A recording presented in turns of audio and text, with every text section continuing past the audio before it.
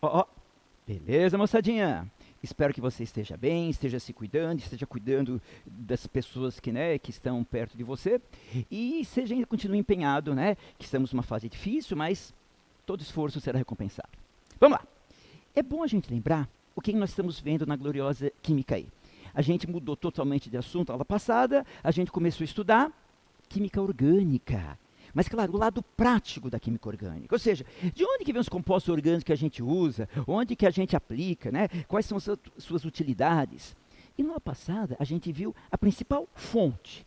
A maior parte dos compostos orgânicos que a gente usa, se você olhar à sua volta agora, né? Esse plástico aqui, boa parte desse tecido, esse isolamento aqui do fio, a sola do meu tênis aqui, da minha botinha, seja o que for, são compostos orgânicos. E sabe de onde eles vêm? Do petróleo.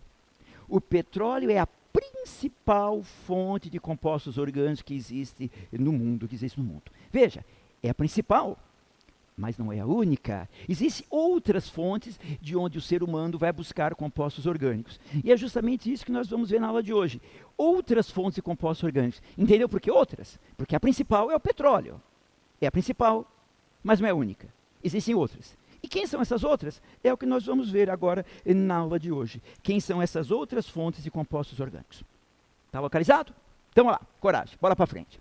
Primeiro que nós vamos ver, o famoso gás natural. Você está lembrado que na aula passada, quando eu expliquei a formação do petróleo, de onde ele vem, a origem do petróleo, a gente viu que é uma decomposição anaeróbica de compostos orgânicos. Né?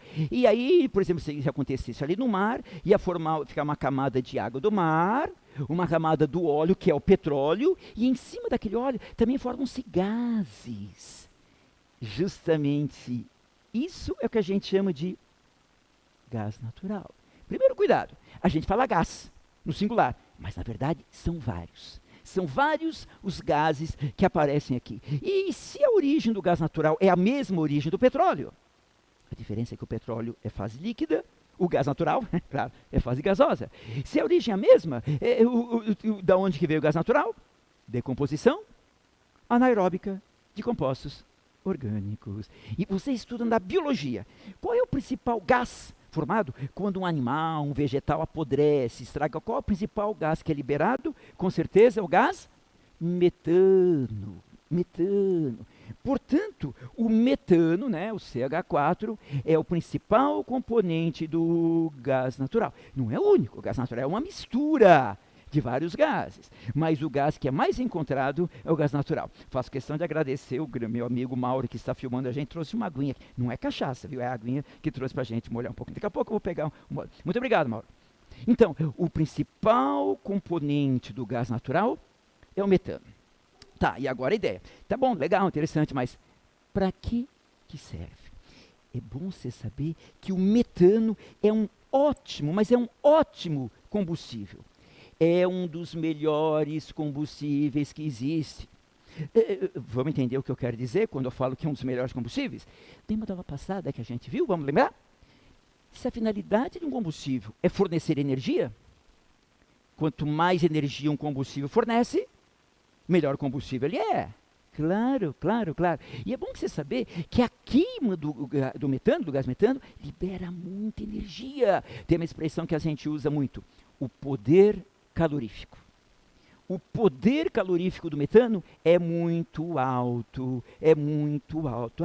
Portanto, ele é um bom combustível, bom combustível. E aí você lembra que tempos atrás estava um pouco mais comum, agora diminuiu um pouquinho, mas daqui a pouco volta. E existem muitos automóveis, especialmente táxis por aí, que usam como combustível o gás natural.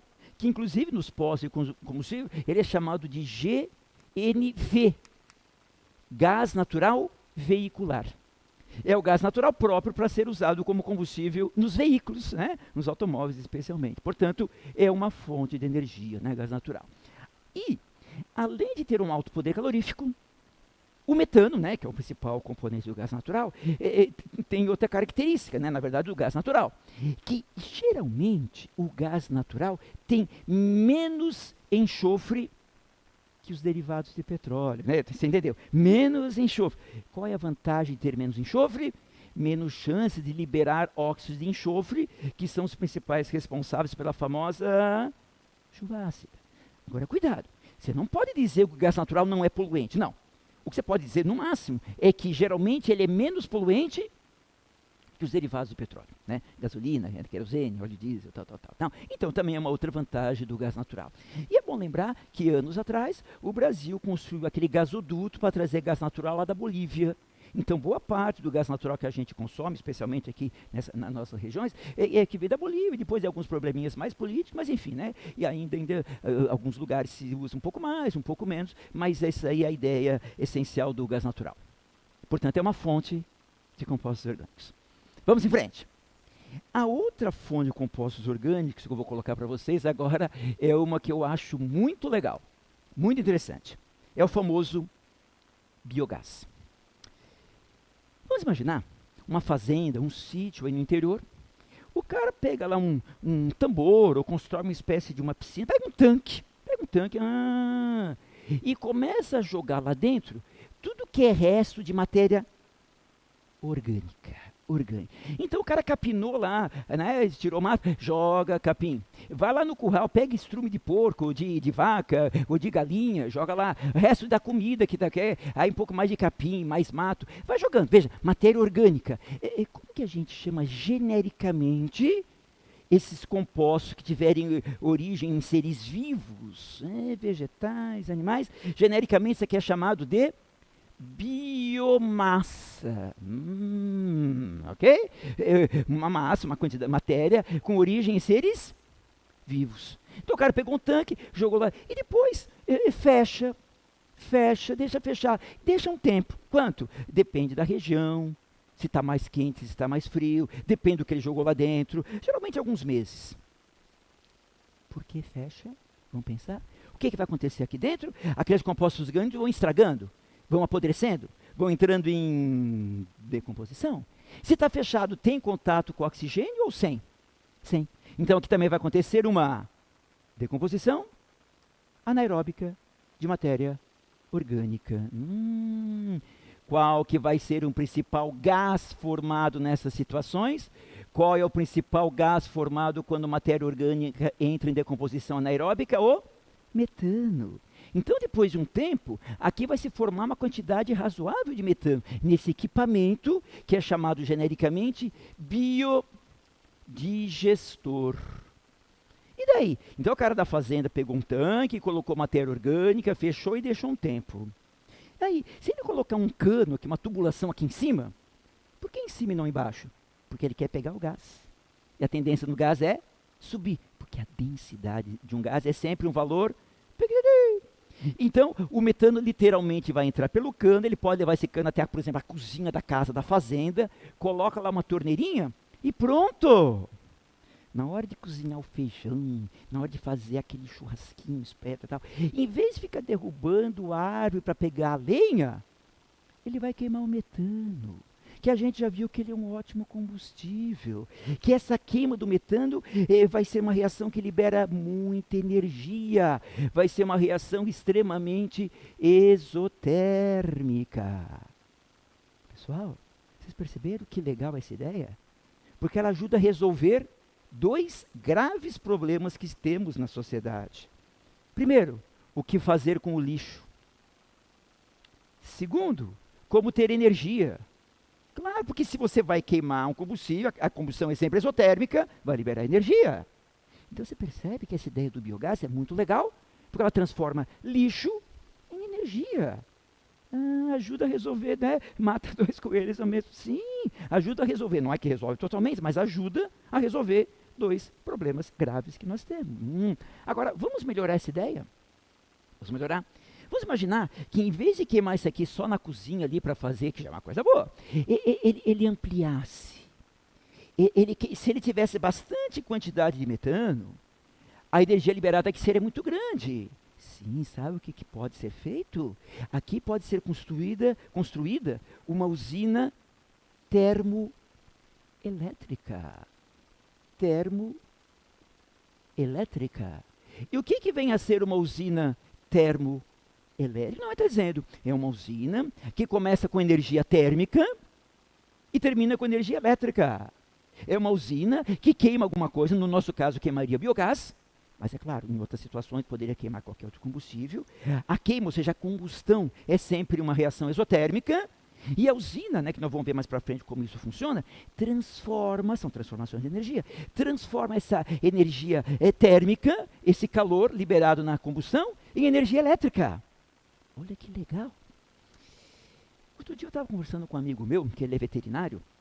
Ele dá assessoria numa fazenda aqui no interior do Paraná. Eu não sei que município, mas é bem no interiorzão. Uma fazenda, segundo ele, é uma fazenda muito grande de criação de porcos. Tem lá um monte de porcos, deve ser uma porcaria, portanto. Enfim, e eles construíram 5 biodigestores. O que é que eles jogam lá dentro? Estrume de porco. Estrume de porco. O estrume de porco, né, todo mundo sabe que cheira mal, por quê? Porque libera muitos gases. E eles construíram uma usina termoelétrica para gerar energia elétrica. Olha que legal, olha que legal. Eles estão produzindo tanta energia elétrica que já não precisa mais comprar energia elétrica da Copel.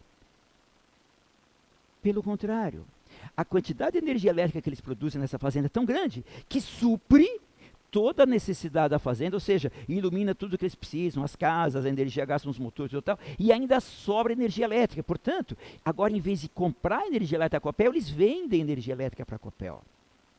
Tem uma palavra que está muito na moda e é muito importante para a gente falar aqui. Um processo, no caso dessa fazenda de criação de porcos, um processo que produz a própria energia que ele vai consumir. É um processo que se sustenta. A ideia da sustentabilidade, né? Você deve ter ouvido falar muito, tema legal para cair numa redação, em questões de geografia, questões de química, e principalmente para você entender as coisas à sua volta. Então, essa ideia do biogás é muito interessante. Algumas cidades, em Belo Horizonte, em alguns lugares, São Paulo está tentando começar a fazer isso, Curitiba acho que está tentando fazer, já deveria estar fazendo isso há muito tempo. Estão fazendo isso, pega o lixo de uma cidade. Poxa, se o lixo de uma fazenda consegue produzir tanta energia, imagine o lixo de uma cidade, claro. Os compostos orgânicos. Não adianta jogar vidro, metal, e não vai fermentar, não vai sofrer uma digestão, uma decomposição anaeróbica, né? Mas lixo, resto de comida, casca de fruta, mato, capim, estrume, isso sim. Claro, na cidade é um pouco mais complicado, porque sempre libera algum cheiro ruim, então no campo é um pouco mais tranquilo, né? Mas nada que pese. Geralmente, o que se faz atualmente com o lixo? Infelizmente, né?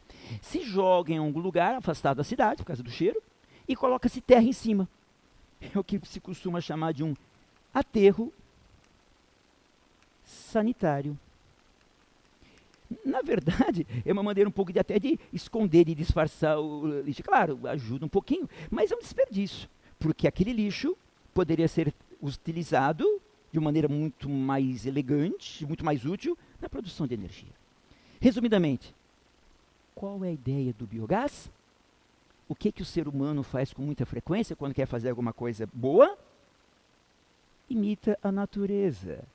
Qual que é mesmo a origem do gás natural? Uma decomposição anaeróbica de matéria orgânica. O que vai haver aqui no biodigestor? Uma decomposição anaeróbica de matéria orgânica. Claro, aqui é natural, aqui é artificial. Aqui são milhões de anos. Aqui costuma ser alguns meses. Então é claro que o teor de metano não vai ser tão alto como no gás natural, mas veja, aquele era lixo. Portanto, qualquer maneira de aproveitar é bem-vindo, o que vier é lucro. Então, várias essas ideias, especialmente se você fazer comparações entre o gás natural e o biogás. Portanto, fontes importantes de compostos orgânicos. Beleza? Vamos em frente. A próxima fonte que eu vou citar aqui um pouquinho mais rapidamente, só para a gente saber que ele existe, é o xisto. A gente fala xisto, mas na verdade deveria chamar de folhelhos. Não sei se tem alguém aqui de São Mateus do Sul, aqui no Paraná, nós temos a maior mina de xisto do Brasil. O que é isso? É mais ou menos a ideia do petróleo, só que aqui o óleo aparece na natureza no meio desses folhelhos, que são folheiras. São rochas extremamente porosas, cheias de furinhos, e o óleo fica no meio. O que eles fazem, por exemplo, ali em São Mateus, para aproveitar esse óleo? O que é muito parecido com o petróleo, é praticamente igual ao petróleo, né? Eles dinamitam a mina lá 2, 3 vezes por semana, explode pedaços da mina, pedaços de xisto, joga num equipamento muito grande, mas muito grande mesmo, cheio de pedaços de xisto, e onde que está o óleo? Está dentro, está nos furinhos desses folhelhos, né? E como fazer para tirar esse óleo? Claro, é complicado. Eles passam aqui de baixo para cima uma corrente de um gás quente. E esse gás é formado basicamente por hidrocarbonetos. E esse óleo que está dentro dos pedacinhos de xisto também é formado basicamente por hidrocarbonetos. E o semelhante dissolve o semelhante, apolar com apolar. Então, conforme esse gás vai passando aqui no meio, ele vai arrastando esse óleo que estava aqui no meio dos pedacinhos de xisto. Então, aqui sai uma mistura desse gás com esse óleo. Claro, se tem uma mistura, aqui a gente faz um processo de separação. Claro que o gás que sai por cima, eu vou colocar por baixo, só para ficar mais fácil de você entender.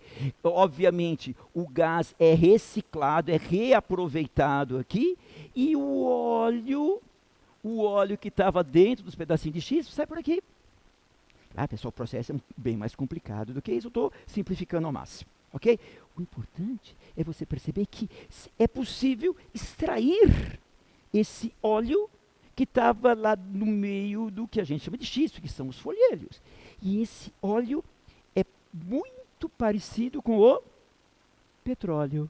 Portanto, aqui em diante, ele vai seguir o mesmo caminho do petróleo. É feito limpezas, vai para uma refinaria, aí pode fazer destilação fracionada, craqueamento, e daqui também pode tirar os mesmos derivados, praticamente, do petróleo. Claro, composição um pouquinho diferente, mas é a mesma ideia.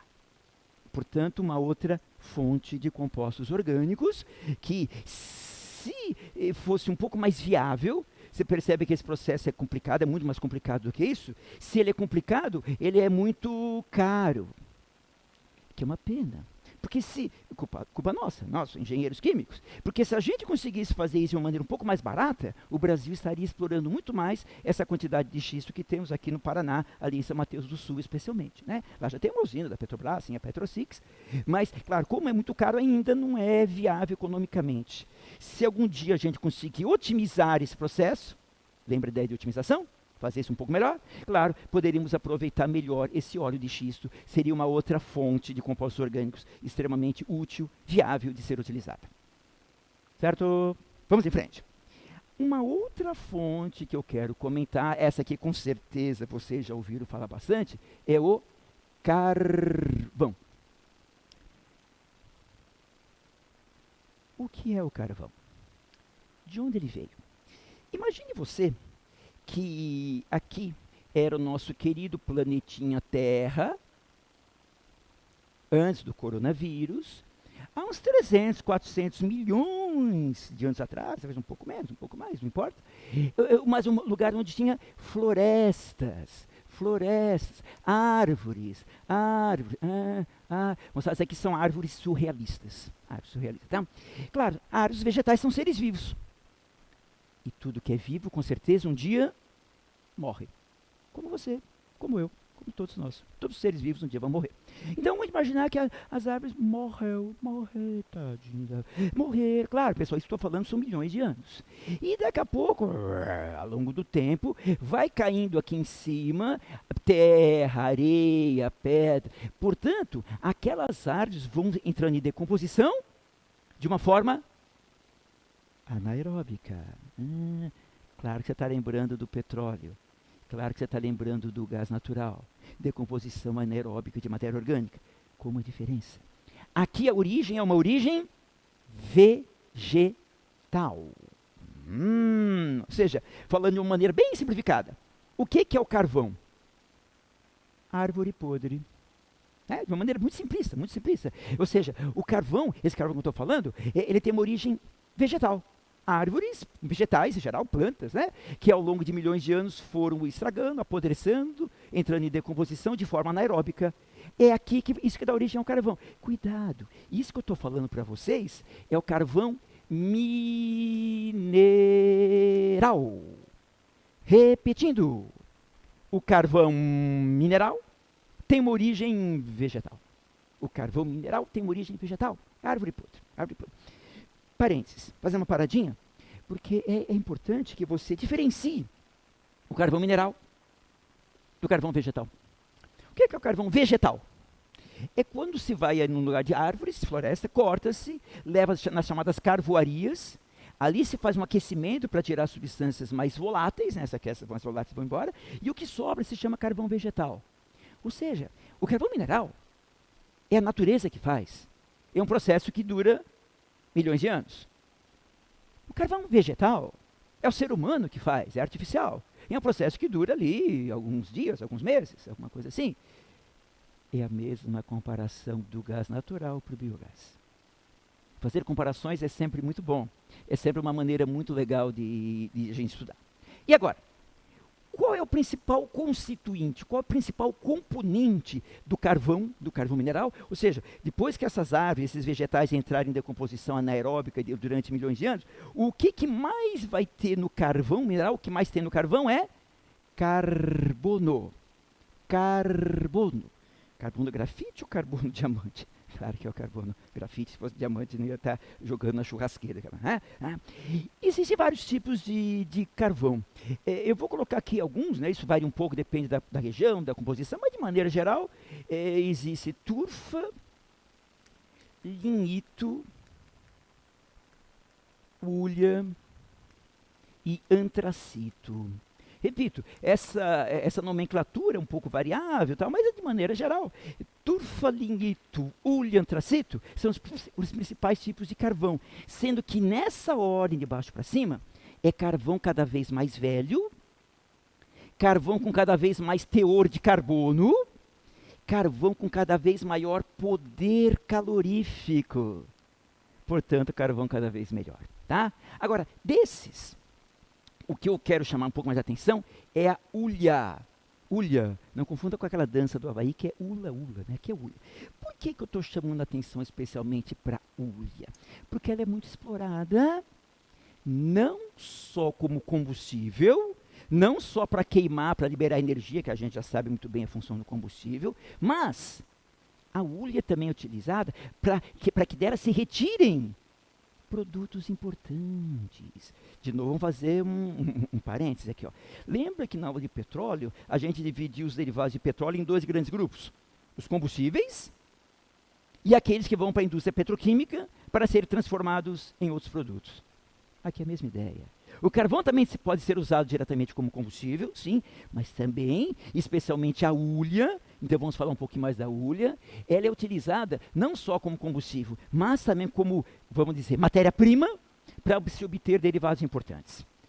Muitos, mas eu vou destacar especialmente dois derivados que vêm da pirólise da hulha, do aquecimento da hulha sem oxigênio, não é da queima, da pirólise, tá? Um derivado da hulha importante é o chamado alcatrão.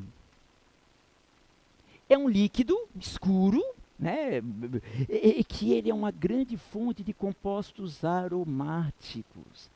Lembra o que são os compostos aromáticos lá da química C? São aqueles compostos orgânicos que têm o anel benzênico, que têm o anel aromático. O alcatrão da hulha é uma grandíssima fonte de compostos aromáticos, né? Benzeno, tolueno, xileno, assim por diante. E um outro derivado da hulha, esse aqui é o mais importante, é o chamado coque. Coque, né? Coque. As meninas fazem coque. O que é o coque? É o carbono no estado sólido. Eu não vou dizer que ele é puro, mas é com elevado grau de pureza. Então, o coque é o carbono sólido com elevado grau de pureza, que é muito importante na fabricação de aço. Pessoal, vou fazer de maneira muito resumida, mas como se faz aço? Você pega ferro, se adiciona carbono. Assim, é muito mais complexo que isso, obviamente. Mas só para você ter ideia de como que faz aço. Ferro, você pega nas minas de ferro, pega o óxido de ferro, reduz para ferro metálico. E o carbono? Está aqui. É o coque. E todos vocês sabem que o aço é fundamental para uma sociedade. É isso que é feito numa siderúrgica. Siderúrgica, que é aquele exemplo típico que se aprende em geografia, exemplo típico que a gente chama de uma indústria de base. Não é de ácido, é de base. Veja, porque sem aço, como você vai fabricar automóvel, geladeira, fogão, trem? Isso que é uma indústria de base. Ela fabrica alguma coisa que as outras indústrias vão utilizar como matéria-prima. E para fazer aço, precisa de carbono. Que carbono que é esse? É o coque, que veio da hulha, que é um tipo de carvão. Eu estou colocando tudo isso para você não perder a sequência da enorme importância que tem esses compostos na nossa vida, no nosso dia a dia. Certo? Então, moçada, claro que haveria e há, de fato, outras fontes de compostos orgânicos. Mas eu tentei colocar aqui aqueles mais importantes, além do petróleo, claro que foi uma aula inteira por petróleo, aqui outras fontes, né? Gás natural, biogás, xisto, carvão, poderia falar também de madeira, de lenha, essas coisas que você já sabe, ok? Então, para a gente saber de onde vêm os compostos orgânicos que a gente usa e onde que a gente usa também. Belezinha? Vamos fazer exercício para a gente fixar um pouquinho esses conceitos? Então, pega aí a tua apostila, por favor. Eu gostaria que você desse agora uma olhada, com muita atenção e carinho, no exercício número 10, que é um exercício aí do Enem, mas um exercício muito legal, muito interessante, para a gente pensar. Então, exercício 10. Um minutinho para você ler esse exercício.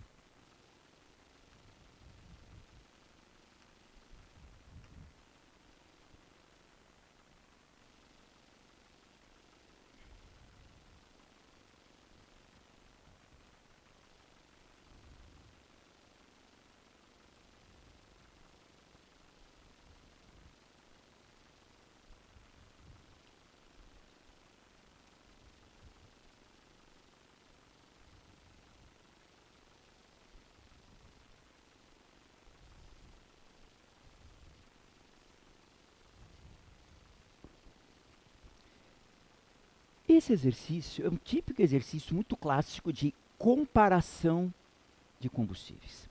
Aqui ele está comparando o gás natural veicular, aquele gás natural usado como combustível em alguns veículos, com a gasolina, né? Combustível bem tradicional. Ele deu a densidade de um, a densidade do outro, e ele deu poder calorífico, essa ideia que eu já falei tantas vezes para vocês. O que significa, por exemplo, que o poder calorífico do GNV é 50.000 kJ por quilograma? Significa, cada quilograma de gás natural veicular que eu queimo, que eu provoco a combustão, eu vou liberar 50.000 quilojoules. Energia por massa. E aqui da gasolina, ele também deu a densidade e também deu o poder calorífico. Uma ideia que eu sei que você já está cheio de ouvir eu falar, mas eu vou continuar falando porque eu tenho certeza que ela é importante. Nunca comece um exercício abaixando a cabeça e começando a fazer conta. Não é por aí. Não é por aí. Primeiro dá aquela olhada assim, né? O que tem que chamar a tua atenção em primeiríssimo lugar? Ah, apareceu meu amigo Domingos. Oi, Domingos. Foi dar uma olhada, esse meu grande amigo Domingos apareceu. Tudo bem, Domingos? Hoje ainda é sábado, mas amanhã é o dia do domingo. Ô, Domingos, vem aqui, ó. Tudo bem, Domingos? Abraço em casa. A Duda tá bem, tá bom. Falou, juiz, vai com Deus. A gente acha falta de encontrar os amigos, agora nessa época de quarentena, eu estava falando, porque cada um está nas suas casas, nos seus apartamentos, a gente mal vê o pessoal. Então, quando a gente vê, a gente fica muito feliz de rever os amigos. Mas vamos lá, vamos continuar nosso exercício. Então, aquela ideia, vamos dar uma paradinha, vai ficar assim, ó. O que tem que chamar a tua atenção aqui, ó? Que se eu queimar 1 quilograma, vamos falar 1 quilo, vai que é mais fácil. Se eu queimar 1 quilo de NV, ou 1 quilo de gasolina, a mesma massa, a energia liberada, eu não vou dizer que é igual, mas é quase igual, né? 50.000, 47.000. Ou seja, eles liberam praticamente a mesma energia por quilograma. Agora, olha a densidade. Pessoal, compare. Densidade do gás natural veicular, 0,8 kg por metro cúbico. Da gasolina, 750. Moçada, você concorda que tem uma enorme diferença? 750 é quase 800. Quase 800. De 0,8 para 800 seria quase 1000 vezes. Então você está percebendo que a densidade da gasolina é praticamente 1000 vezes maior que a densidade do gás natural. E agora aquela pergunta que eu sempre insisto em fazer. Por Por quê? Aqui números muito parecidos, muito próximos, mas aqui números muito diferentes, quase 1000 vezes maior. Por que essa enorme diferença entre as densidades? Resposta: porque esse daqui é estado gasoso. Isso daqui é estado líquido. Essa é a grande diferença. E você sabe muito bem que no estado gasoso as partículas estão muito afastadas. E a densidade mede justamente a aglomeração das partículas, o empacotamento das partículas. E se no estado gasoso as partículas são muito afastadas, a densidade de qualquer um no estado gasoso é sempre um número muito pequenininho, nunca mais esqueça isso. E não é só para o gás natural, não. Sempre, qualquer coisa no estado gasoso, seja os gases e vapores, sempre tem uma densidade muito menor. Aproximadamente, em termos de ordem e grandeza, aproximadamente, na hora que eu comparo com o líquido, a densidade do gasoso é aproximadamente 1000 vezes menor que a densidade do estado líquido. Aproximadamente, né? Só para a gente ter uma ideia de ordem e de grandeza. Quase 1000 vezes. Espera aí, todo mundo sabe que densidade é massa sobre volume. E nós vimos por essa coluna que se eu queimasse a mesma massa de um e do outro, eles iam liberar praticamente a mesma energia. Mas, como a densidade do gás é muito menor, para ter a mesma massa, então se a densidade do gás é muito menor, para ter a mesma massa ele precisaria de um volume muito maior. E como a densidade do estado gasoso é aproximadamente 1000 vezes menor que a densidade do estado líquido, para que eles tivessem a mesma massa, se a densidade do gás é 1000 vezes menor, ele precisaria de um volume 1000 vezes maior. Imagine um automóvel movido a gasolina. Ele tem um tanque lá, o volume de um tanque de um carro normal é uns 50, 60 litros. Muito bem. Se eu quisesse armazenar, em vez de gasolina, gás natural, para que eles liberassem a mesma energia, por exemplo, para que eles rodassem a mesma quilometragem, eu teria que ter, veja, para ter a mesma massa, estou repetindo, como a densidade do gás é 1000 vezes menor, eu teria que ter um volume 1000 vezes maior. Então, se um automóvel a gasolina tem um tanque ali de, vamos chutar, 50 litros aproximadamente, um carro movido a GNV teria que ter um tanque para armazenar o GNV 1000 vezes maior. Então, 50.000 litros. Seria quase metade do tamanho dessa sala. Portanto, absurdo. Como é que eu vou colocar um tanque do tamanho, nunca automóvel? Não dá. Como é que se faz, então? Como que se faz para caber uma grande massa de gás do GNV, num volume relativamente pequeno? Aumenta a pressão. Claro, porque o gás é compressível. Então, se aumenta a pressão, eu vou colocar mais massa em menos volume. Claro. É como o botijão de gás da cozinha. Sim, que lá dentro, na verdade, a pressão está tão alta que ele já passou para o estado líquido. É o GLP, gás liquefeito de petróleo. Por isso que o botijão de gás tem que ter uma parede grossa, porque ele é pesado.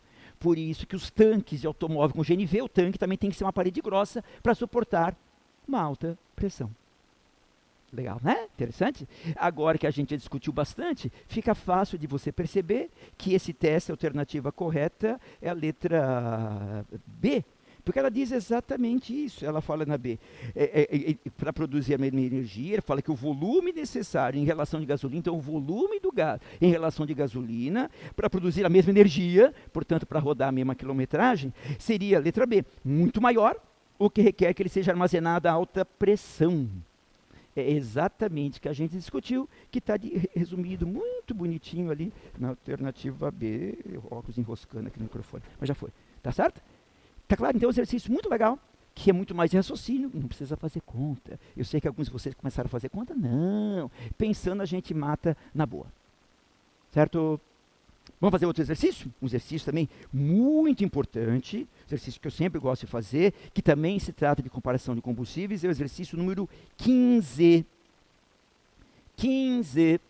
Então, 2 minutinhos para você ler o exercício 15 e pensar como que você faria se ele caísse na tua prova.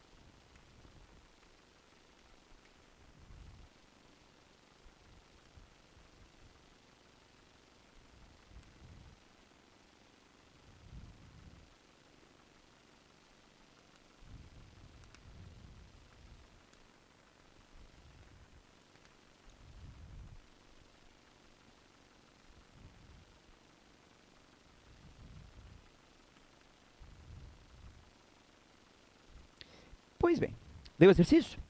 Também é uma comparação de combustíveis. No exercício anterior, era a comparação do gás natural veicular com a gasolina. Agora a comparação do gás natural, de novo, só que agora com óleo diesel. Repara que ele deu uma informação muito interessante. O que significa isso? Vamos parar e interpretar. Ele falou que para o gás natural, ele tem 9 vezes 10 ao quadrado quilojoules por mol. Você concorda que isso é muito parecido com o poder calorífico?